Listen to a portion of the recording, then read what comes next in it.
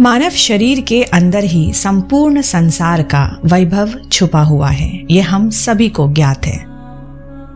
इस मानव शरीर की प्रयोगशाला से ही हमारे भारतीय ऋषियों ने कंदराओं में रहकर ही खोजें की हैं, डिस्कवरीज करी हैं और जटिल से जटिल प्रश्नों के उत्तर भी दिए हैं। शास्त्र कहते हैं पिंड जो है, पिंड यानी हमारा शरीर, मानव शरीर ब्रह्मांड का संक्षिप्त संस्करण है। ब्रह्मांड की प्रत्येक वस्तु किसी न किसी रूप में मानव पिंड में विद्यमान है। हम मानवों का जो दिखता है शरीर, दिखने वाला जो स्थूल शरीर मात्र नहीं होता। इस स्थूल शरीर के अंदर एक सूक्ष्म शरीर होता है जिसके अंदर जीवात्मा स्थित है। ये शरीर जीवात्मा का उपकरण मात्र है। वैज्ञानिक खोज स्थूल शरीर तक ही सीमित होती है, सूक्ष्म शरीर और जीवात्मा तक इसकी पहुंच नहीं है, जबकि जीवात्मा ही मानव है जो सुख दुख हानि लाभ का भोगता है। भारतीय ऋषियों ने मनुष्य के स्थूल शरीर के साथ उसके सूक्ष्म शरीर, कारण शरीर, महाकारण शरीर, जीवात्मा, आत्मा एवं परमात्मा की खोज की तथा इस ज्ञान को आध्यात्मिक ग्रंथों के माध्यम से जनसाधारण को उपलब्ध कराया है और अलग अलग योग्यता के मनुष्यों के लिए अलग अलग प्रकार की साधन प्रक्रियाएं उपलब्ध भी कराई हैं। ये जीवात्मा जो इस शरीर में स्थित चैतन्य है, जो कर्मों का कर्ता एवं भोक्ता है, वो शरीर के 5 कोशों के अंदर विद्यमान होता है और ये 5 कोश होते हैं अन्नमय कोश, प्राणमय कोश, मनोमय कोश, विज्ञानमय कोश और आनंदमय कोश।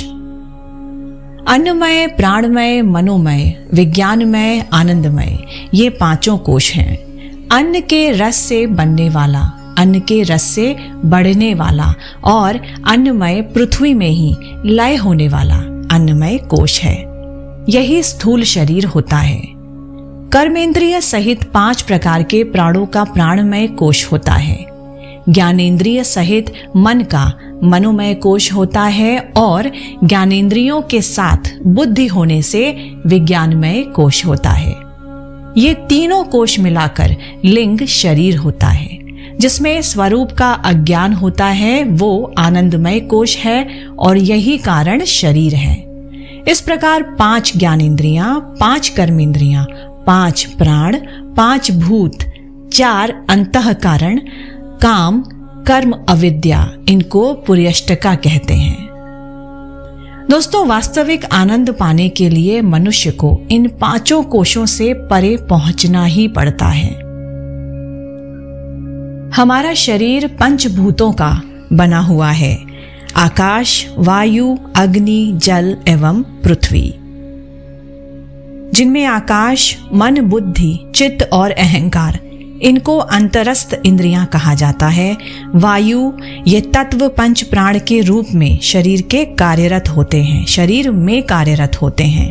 5 प्राणों के नाम क्या होते हैं? प्राण, अपान, समान, उदान एवं व्यान।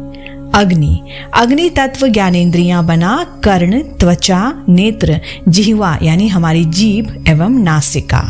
जल, ज्ञानेंद्रियों में 5 जल तत्व बने जिन्हें जल पंचक या पंचतंत्र मात्राएं कहा जाता है। ये होते हैं शब्द, स्वरूप, रूप, रस और गंध। पृथ्वी, पृथ्वी तत्व कर्मेंद्रियों के रूप में शरीर में कार्यरत है।